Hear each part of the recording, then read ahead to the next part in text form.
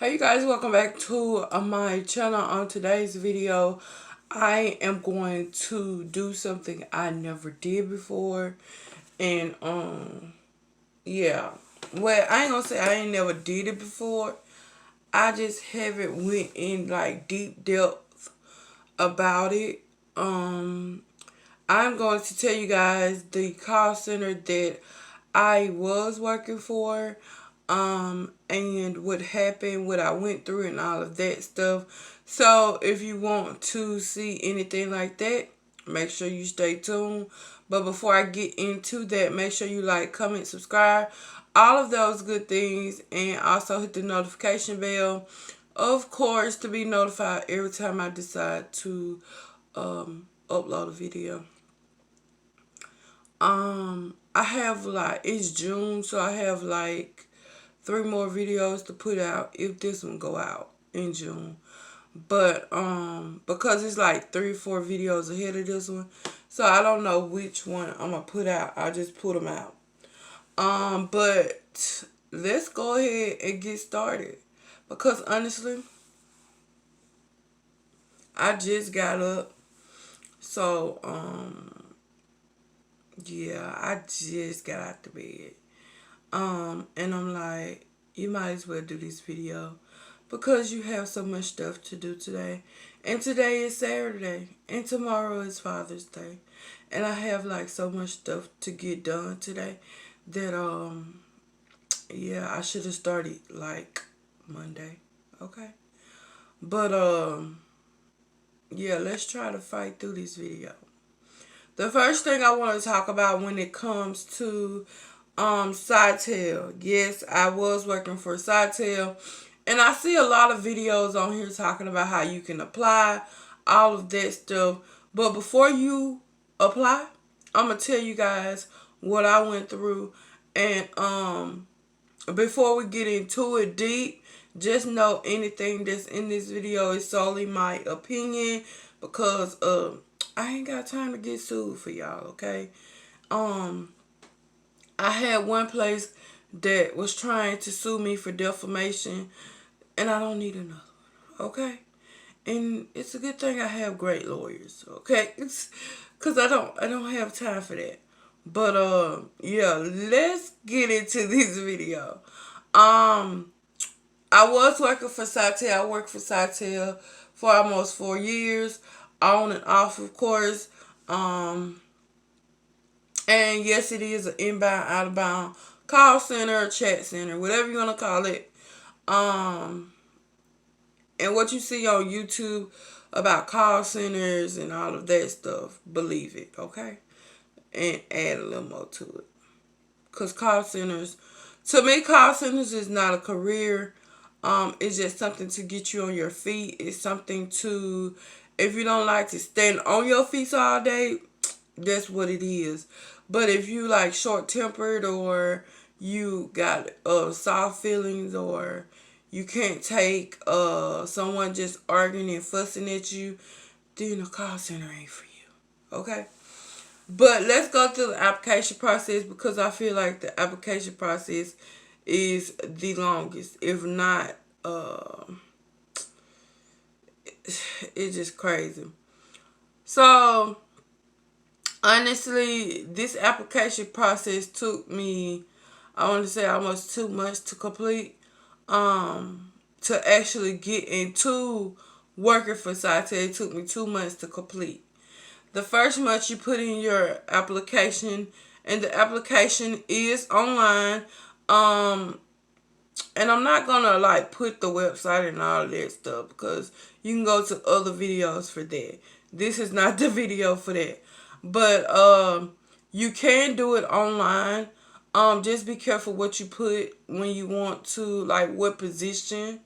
Um, cause for me, I can't remember if I put the position or not, but I think it was like the only position that was open, and they was hiring for like 100 some people. So I'm like, okay, maybe I get a good chance to get into that, because they was hiring for so many people.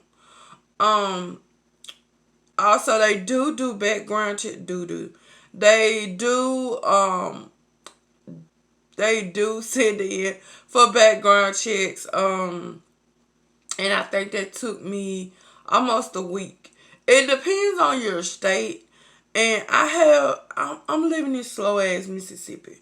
And it takes them 3 days to collect the information. It takes them damn near 3 days to run the information. And it takes them damn near a year. Not really, okay? I'm just exaggerating. But it do feel like it takes them a year to actually process all that stuff and get you your answers, okay? Mississippi is the slowest state ever, I believe. Okay, and that's the reason why they call it a retirement state. Okay, cause everything moves slow.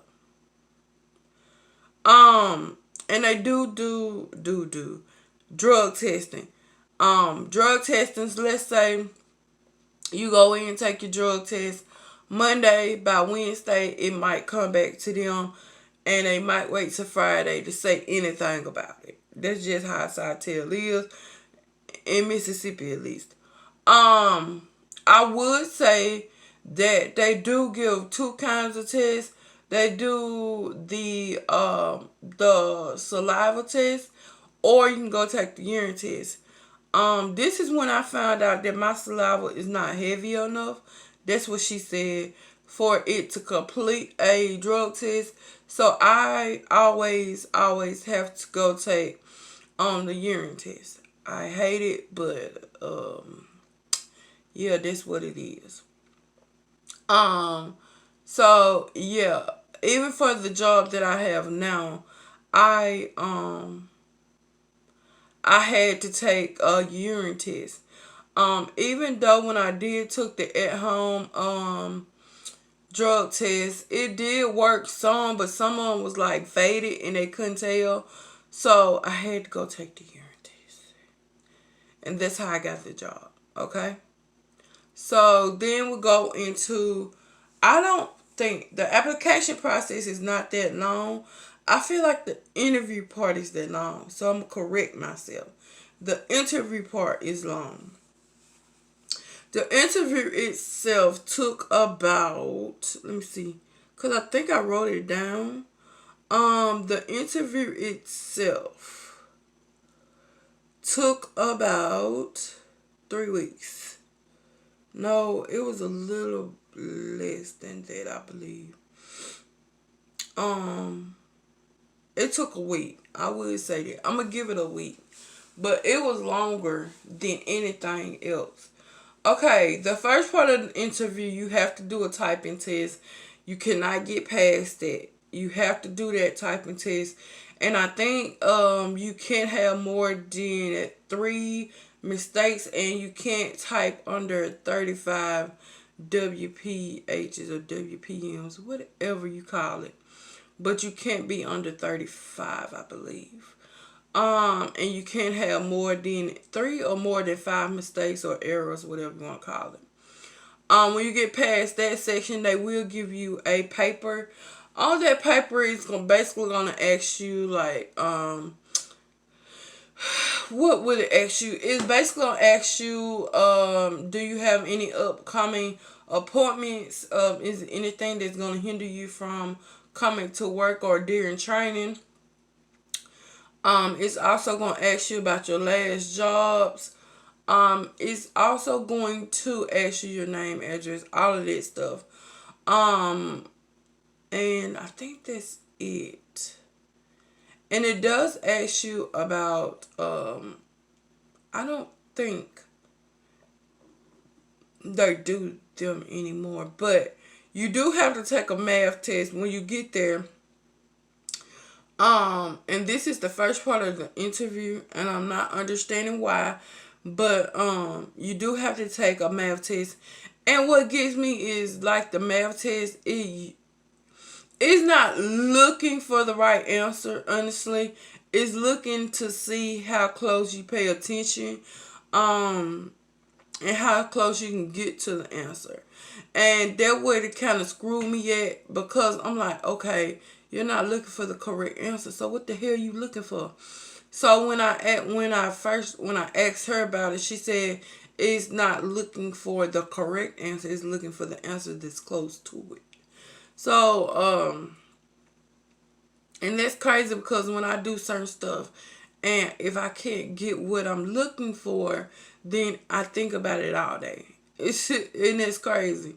But anyway, they do give you a math test. This math test sometimes can be anywhere from 17 questions to 30 questions. It just depends. Portions of the test are timed. I think they give you like 45 minutes to complete it. But to me, it's it's worse than the ACT. Honestly, if you don't took the ACT and the SAT and you passed it with flying colors, well, if you got a high score on it, then you ready for that test. Because to me, that test is worse than the ACT. But you do have to take it. I done seen some people that took it and failed it and still got the job.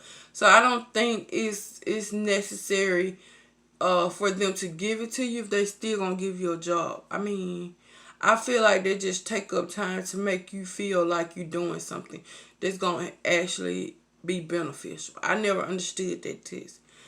Okay, the second part is what they're gonna call you back there if you pass all of that stuff. The second part of the interview, they're going to question you about yourself, basically your time available. They're gonna ask you about your last jobs. They're gonna ask you about anything that's hindering you.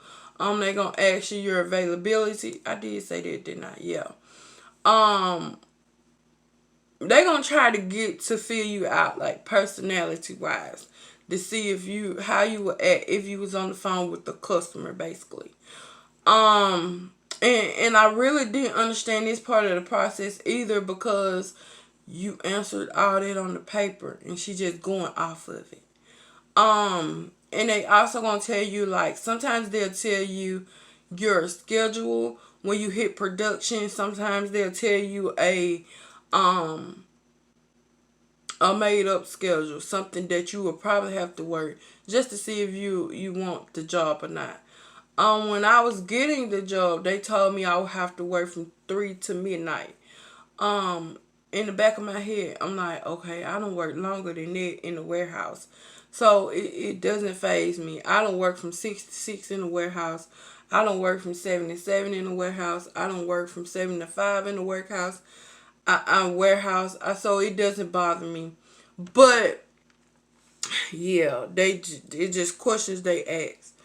Okay, if you pass that part, which is basically nothing really to pass, but if you have so much stuff coming up to where they feel like you're gonna miss out on training, they probably won't hire you, or they probably won't push you on to the second part of the interview. All these parts of the interview do happen on the first day. Sometimes they happen. Some of it happen on the first day. Some of it happen on the fourth day. But it do happen in the same week. Let's just say that. The second, no, yeah, the third part is the scenarios and you trying to sell them something just to see, like, cause when you're working on the floor, on the phones, you have to pitch a sale to every call. I don't care if they call in about their bill. Um, Offer them some insurance if they call about a bill. If they call about they not getting the challenge they paid for, offer them an upgrade, things like that. Um, those are something they want you to pitch. Like I told you guys a couple of months ago, I'm not sure when I put out that video, but I did put out a video every time they a call center tell me to, like, pitch them something, sell them something.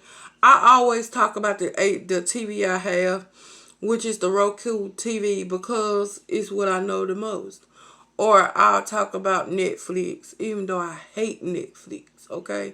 I know most of you guys are like, Netflix is the bomb. I hate Netflix because for me, you paying, some of you guys might not think this, but I feel like you pay so much money to see the same movie or to not see anything new.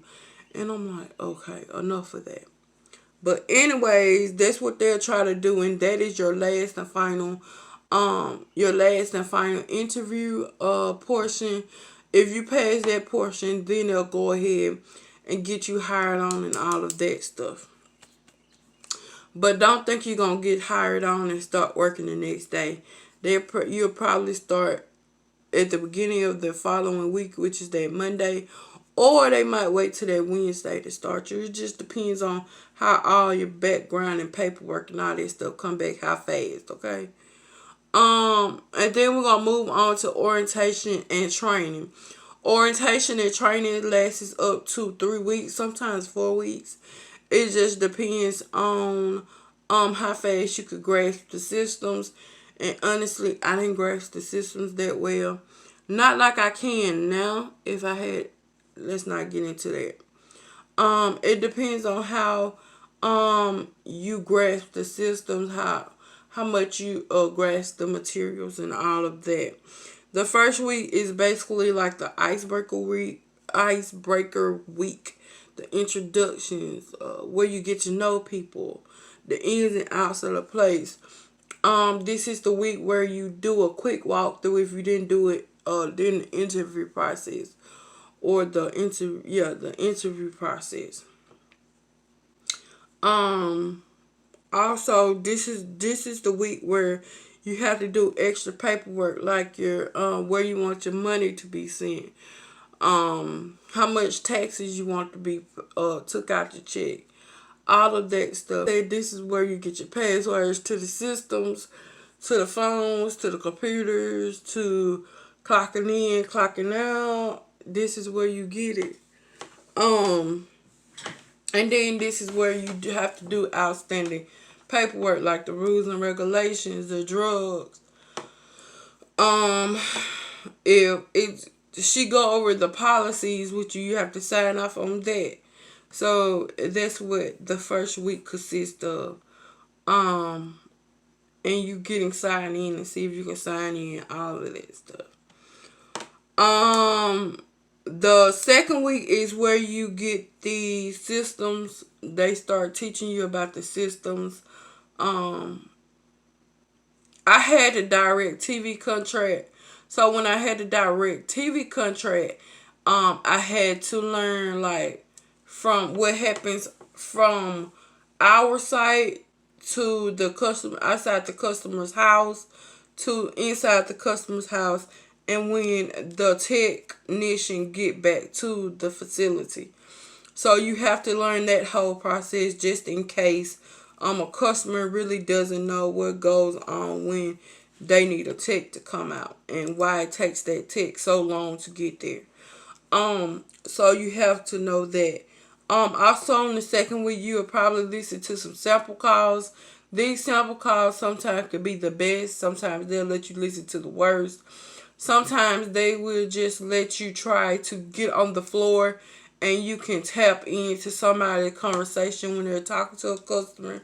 To me, tapping into the phone system to listen to other people's phone calls and how they run through the systems is better than just sitting in the classroom listening to how they handle the call. Because to me, I am more hands on. So if I listen to you talking to the customer and see like what you're clicking on and all of that stuff, then it would kind of help me understand what I need to pay close attention to in class and what is like real redundant. Um Also, I think in the first week, I think you will get a test too, but I can't remember. I do know we had 3 tests though. I do know that. But in the second week, I do know you will get a test, and I think that test is kind of the longest test because you have to know the systems, you have to know the type of calls, the type of questions you have to ask the customers, all of that. And it's the first knowledge test, I think. But in the back of my mind, I'm thinking like, okay, did we have one on the first week? Cause I can't remember. But I do know we did have one the second and third week. Another thing is, this is when you get introductions to the floor, like production, what happens in production. Now, honestly, when you get out of training, you do not go straight to production. They do have a phase where I call now the nesting phase. But they do introduce you to the floor, to production, what goes on, the ins and outs, the do's and don'ts, all of that stuff of production. And then the third week is the week that you need to pay close attention, because the third week is when you are going to start taking some calls with a partner or with someone that has been there for a long time, for 2 or 3 plus years. You will start taking calls with them. Sometimes they'll let you talk to the customer just so you can get over the first call jitters or nervousness, and then they'll just run the system for you. But and you do have like a script,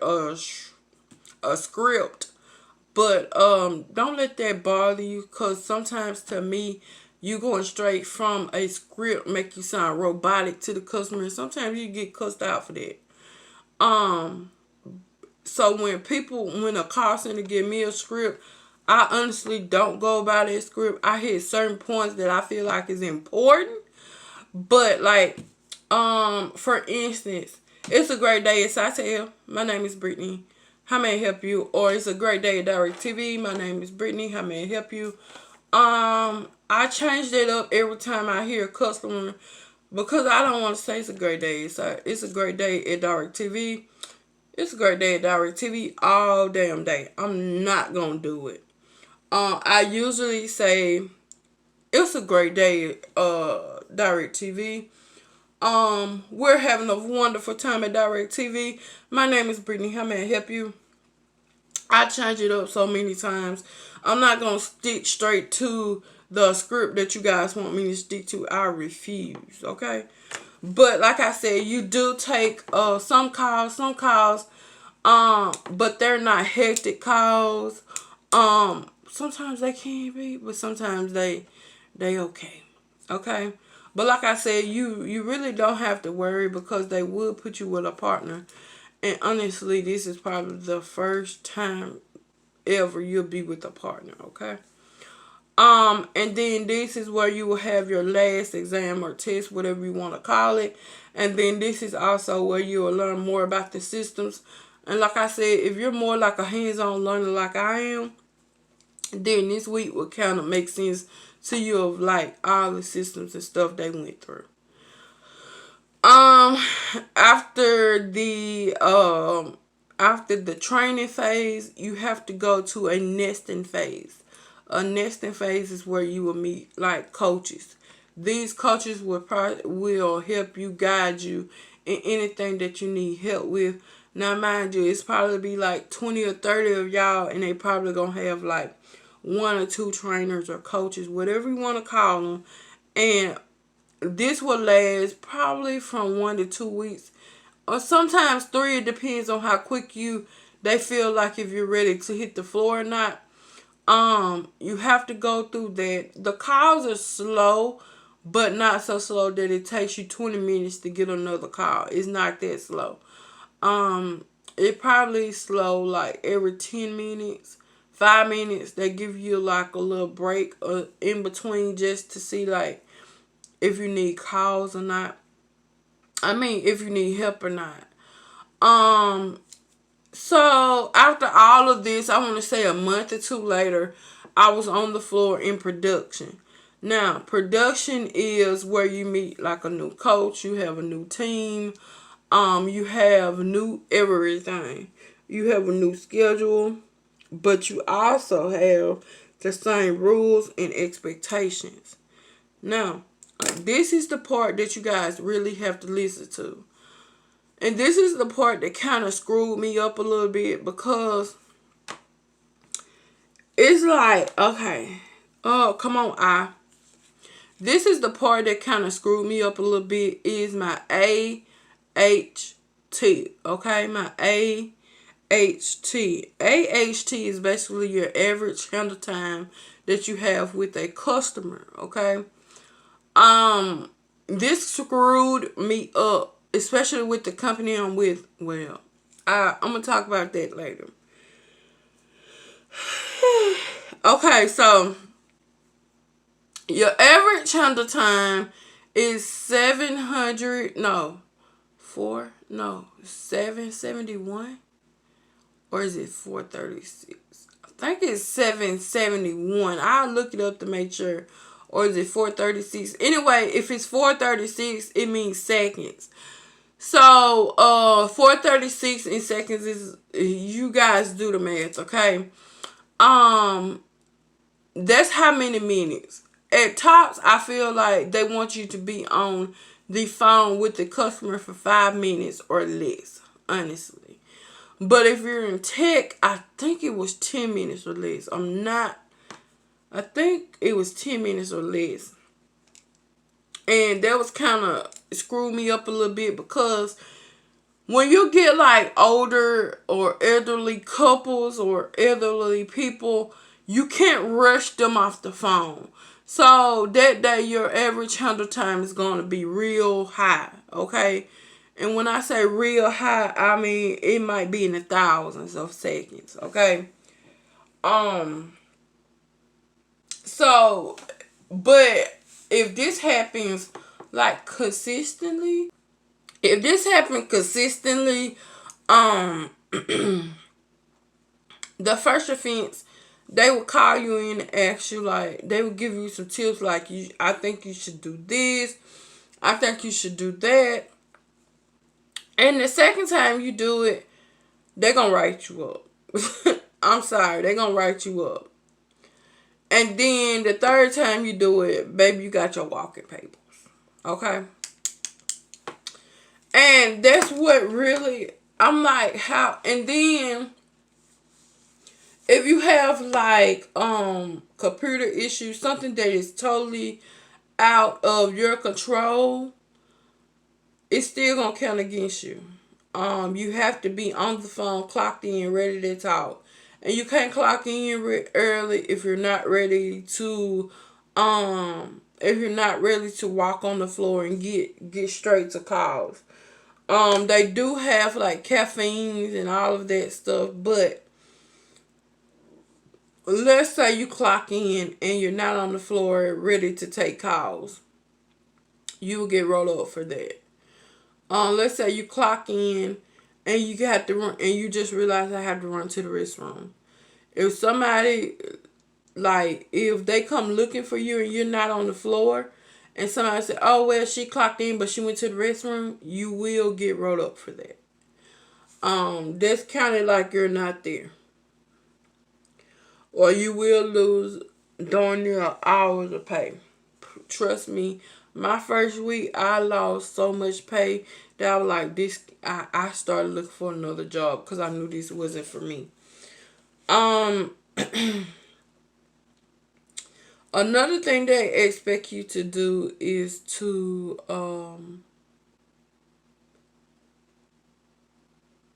you have to handle the calls like you are a robot. You have to stick to the script. I just told you guys I don't stick to the script, okay? I hit on certain points of the script that I feel like is necessary for the customers to know. But if you expect for me to sit there in the front of the screen and read from word to word to word to a customer, I might as well quit, because I'm not going to do it. Okay? I can say that now. Now we're going to lead up to why I quit. The first time I quit because I felt like the job was not for me. Okay?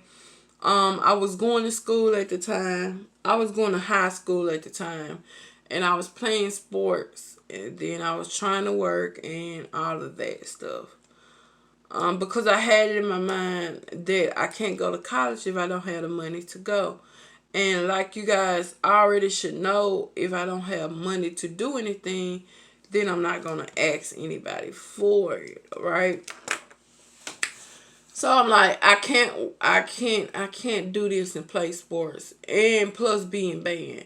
Cause I was playing volleyball, and then when volleyball season is up, it's football season, and then higher it goes. But when football starts, I was in the band. And then when summer came, I had to go to summer camp for a band. So it's like I really didn't have the time to work for a place that really didn't value its employees that much. It just wanted you to take calls. However you was treated is okay. And if you want to really work at a call center, just make sure it's the job for you, okay? Cause everybody, and I can't stress this enough, everybody is not made out for a call center job. Um, Another thing I would say, the reason why I quit is because I noticed a lot of favoritism.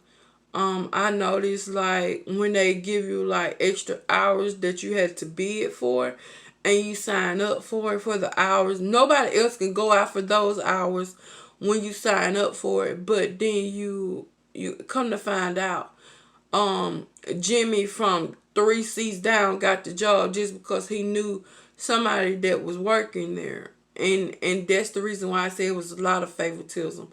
And I didn't really understand if we had to sign up for those hours, why do we even have to do that when you were just gonna give it to your cousin or your best friend? That's what I didn't understand.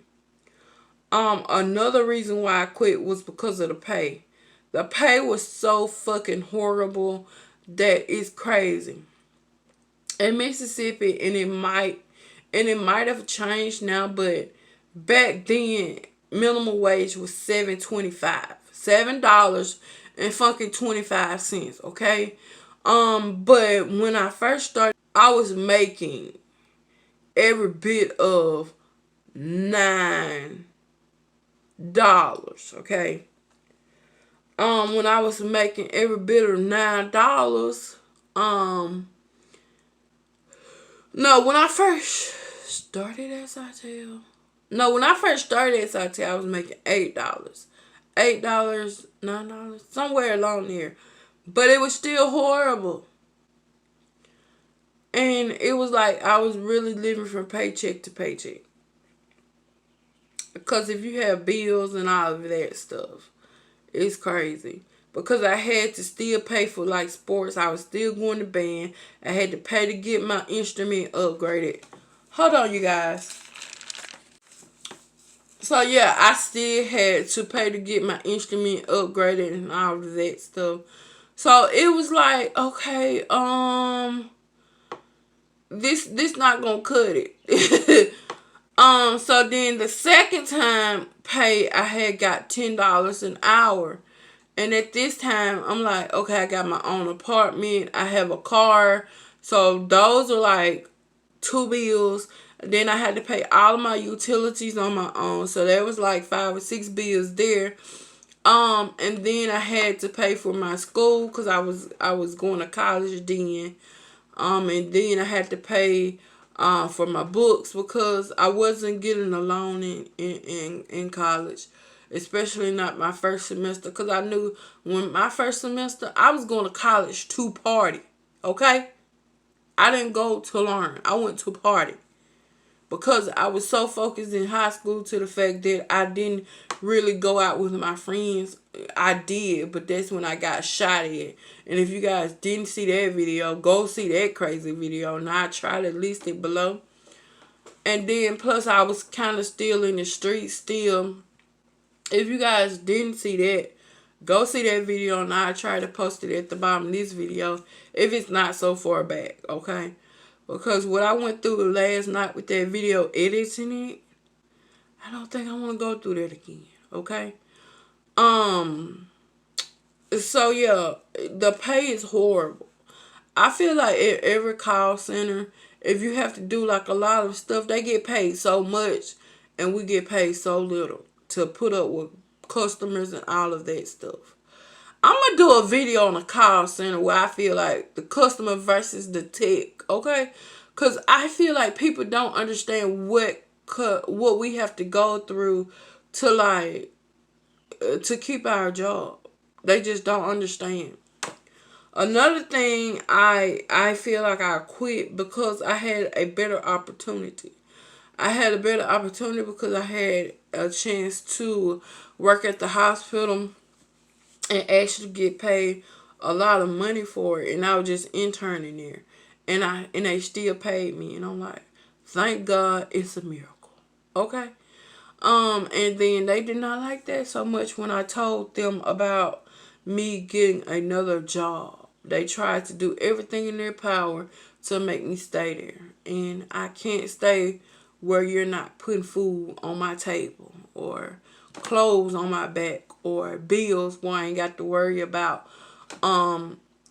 robbing Peter to pay Paul and Paul gonna steal it and try to pay Paul it. I don't have time for that. But when you do quit, you have to fill out this survey. This survey is basically telling them why you quit, what you did before you quit. Did you follow the right procedures? And speaking of right procedures, I did quit. I did tell them why. Because this is when I found out that I was really sick. This is when I was battling cervical cancer at the time. Also, the last time, the last time I quit working for Sitel, the last and final time. I would never go back to Sitel. I don't care if I have to go flipping burgers and frying fries. I will never go back to Sitel. Sitel is the worst call center job ever. Now, the contracts they have are good, and I'm pretty sure Sitel is getting paid a pretty penny to take up that contract. But if you're talking about Sitel as a group, as a business, it is the worst job to have. Now, that's my opinion. Now, if this is your first job and you can't really deal with people hollering and screaming at you, don't go to Sitel. Okay? Go to McDonald's, go to Wendy's, go to Burger King. But do not, I remind you, I repeat myself, do not go to Sitel. Now, if this is your job, you have kids and you need money fast, and you don't mind sitting on your tail for 8-10 hour days, and you don't mind the short breaks and the long hours, then by all means go to Sitel and work your ass off. But if this is your first job, I mind, just go to McDonald's, go to Dollar General, go to Office Depot, go to Dollar Tree, go any of these jobs that I have talked about on my channel, but don't go to Sitel. Okay? Like I said, you do have to fill out this survey. I did put all my information in. Like I said, I was dealing with cervical cancer at the time. And what makes it crazy is right about that time, that's when COVID-19 hit. Yeah, this is recently, okay? COVID-19 hit, and yeah, I couldn't work there anymore. I didn't want to keep getting sick. I was still dealing with cancer at the time. This time I really didn't have it. Like, I didn't have it full blown. It was like the little fibrous tissues and all of that. And I just had to have that little procedure done. But I'm all better now. But when I was trying to get my unemployment, I let them know why. Sitel told them that I did not take the correct procedures to let them know what was going on. Now I did have, like, showed them all my doctor's excuses and everything. I even sent them to the unemployment people, and yeah, Sitel the next day refused to even talk to the unemployment people. So let's just say I I didn't get my unemployment all because of Sitel. I did everything I had to do, but they lied to them, and the unemployment people gonna believe the employers before they believe the employees. Okay,